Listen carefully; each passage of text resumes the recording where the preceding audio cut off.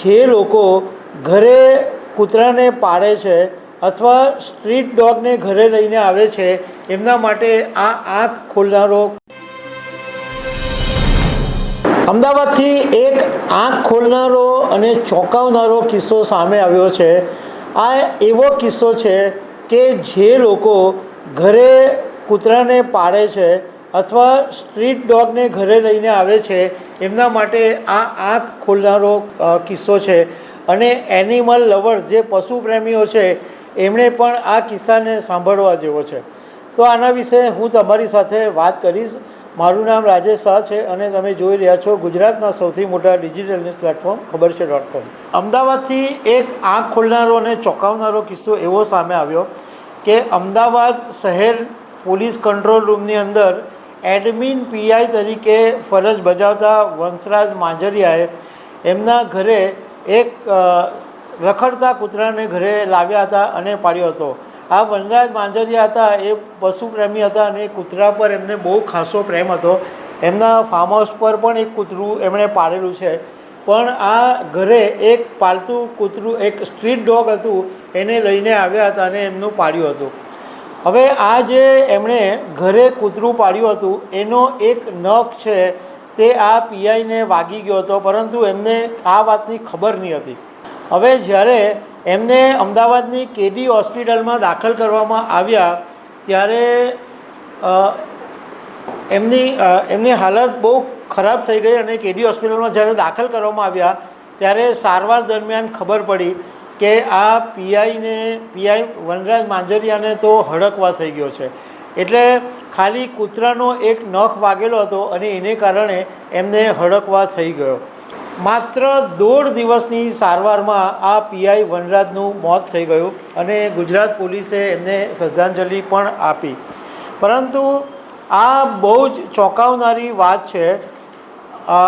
હું એમના વિશે તો વાત કરીશ, પણ પહેલાં જે પાલતુ પ્રાણીઓ મતલબમાં પાલતુ પ્રાણીઓ હોય એમાં જે હડકવાના લક્ષણો હોય એના વિશે વાત કરું તો તમે ધારો કે ઘરે કૂતરાને પાળ્યું હોય તો તમારે આ વાતનું ધ્યાન રાખવું પડશે કે એને હડકવા થયો છે કે નથી થયો।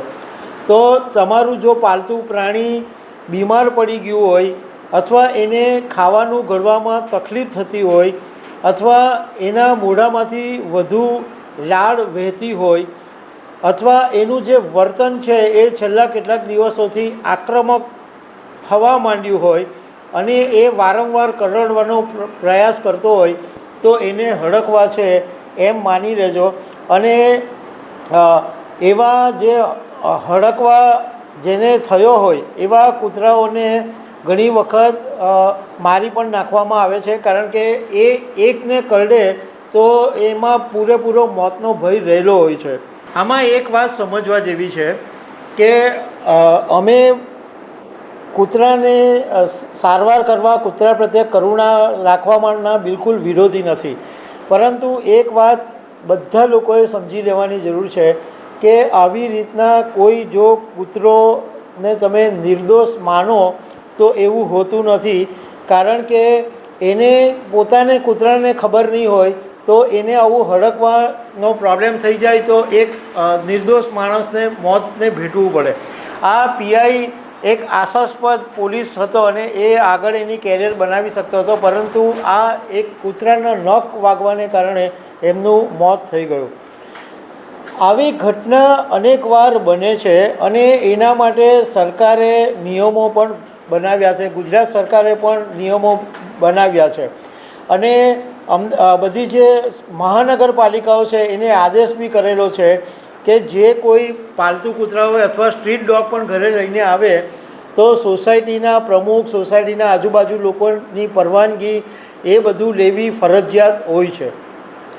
સુપ્રીમ કોર્ટે તાજેતરની અંદર જ પહેલાં 11 સપ્ટેમ્બર 2025ના દિવસે ચુકાદો આપેલો હતો અને 2 બેન્ચની જજે એવું કહ્યું હતું કે દિલ્હીની અંદર જે રખડતા કૂતરાઓ છે એ બધાને ઉપાડીને શેલ્ટર હોમમાં મૂકી દેવામાં આવે, પરંતુ એનિમલ લવર્સોએ એટલો બધો વિરોધ કર્યો કે પછી આ નિર્ણય વિશે ફરી સુધારણા કરવામાં આવી અને 22 ઓગસ્ટે ફરીથી સુપ્રીમ કોર્ટે ચુકાદો આપ્યો કે આ જે રખડતા કૂતરાઓ હોય એમને રસીકરણ કરી અને જ્યાં જગ્યાથી ઉપાડ્યા હોય ત્યાં જ ફરીથી મૂકી દેવા. પરંતુ એનિમલ લવર્સ એ વાત નથી વિચારતા કે ભાઈ કૂતરાઓને રાખવું કંઈ વાંધો નથી, પરંતુ એમના કારણે જે બિચારા નિર્દોષ લોકોને મોત થાય છે એ વિશે પણ વિચારવાની જરૂર છે.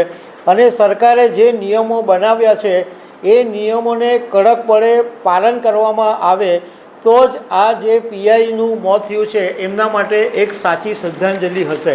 બાકી તો જો તમે લાપરવાહ રહેશો અને આવી જ રીતના નિર્દોષ માણસોના મોત થતા રહેશે.